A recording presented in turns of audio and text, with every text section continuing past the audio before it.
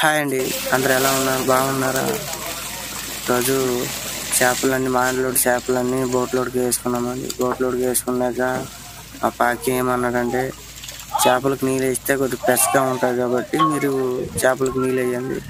ఇప్పుడు boat sound వస్తున్నది కదా, గీనింగ్ అని, అది బోట్ జర్నీ తీస్తున్నదండి.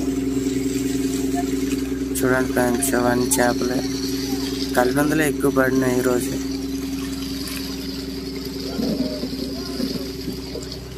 చేపలు ఇంకా చావలేదు, ఇంకా దాడుతూనే ఉన్నాయి.